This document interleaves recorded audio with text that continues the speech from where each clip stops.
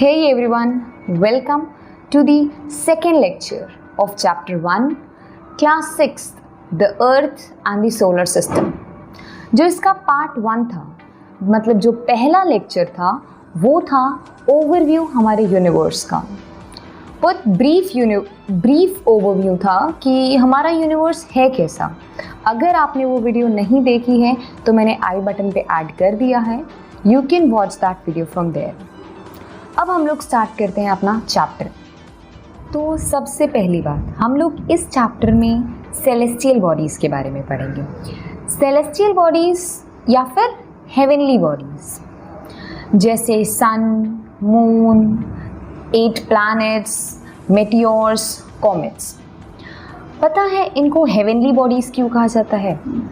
इनको heavenly bodies इसलिए कहा जाता है क्योंकि एंशिएंट टाइम्स में लोगों को इनके बारे में पता था नहीं, तो वो लोग जब भी आसमान में देखते थे तो उनको सन, मून, स्टार्स दिखाई देते थे, तो वो लोग कहते थे वो स्वर्ग है। स्वर्ग मतलब हेवन, तो इसीलिए इनको हेवनली बॉडीज़ कहा जाता है।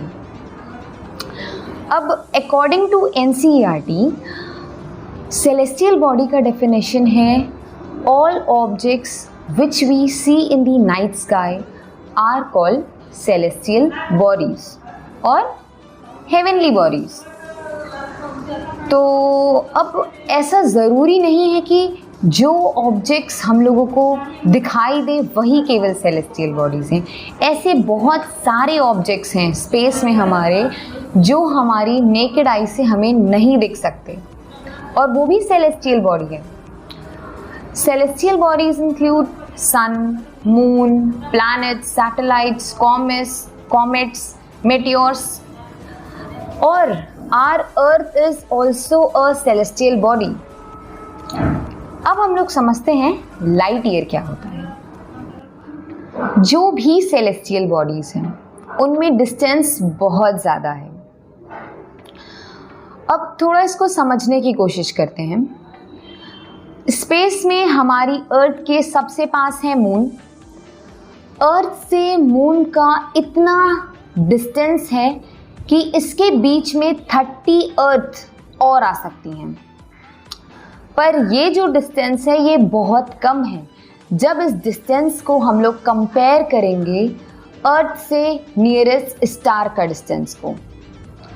सन भी एक स्टार है और जो सन के बाद जो नियरेस्ट स्टार है वो है प्रॉक्सिमा सेंचुरी। प्रॉक्सिमा सेंचुरी का अर्थ से डिस्टेंस जो है वो है 4.24 लाइट ईयर। इसका मतलब क्या? इसका मतलब लाइट ईयर एक डिस्टेंस मेजर करने का यूनिट है। जैसे किलोमीटर है, जैसे माइल्स है, जैसे मीटर है, वैसे ही। अब लाइट ईयर का मतलब क्या होता है? लाइट ईयर का मतलब होता है 1 ईयर में, एक साल में लाइट ने कितना डिस्टेंस ट्रैवल किया, और एक साल में लाइट डिस्टेंस ट्रैवल करती है वो है 9,50,000 करोड़ किलोमीटर। 9,50,000 करोड़ किलोमीटर। और स्पीड ऑफ लाइट तो पता ही है, 3 × 10⁸ मीटर पर सेकेंड। 3 × 10⁸ मीटर एक सेकेंड में लाइट चल लेती है। अब हम लोग समझते हैं कुछ टर्म्स जैसे जो कि अर्थ से रिलेटेड हैं। सबसे पहला जियोलॉजी। जियोलॉजी का मतलब स्टडी ऑफ अर्थ। फिर इसके बाद है जियोमेट्री। जियोमेट्री का मतलब मेजरमेंट रिलेटेड टू अर्थ। फिर इसके बाद है geoid, resembling the shape of earth. Geoid का मतलब अर्थ के शेप को हम लोग जियोइड कहते हैं, इसीलिए जियोइड का मतलब जो भी अर्थ के जैसे शेप का होगा उसको कहेंगे जियोइड।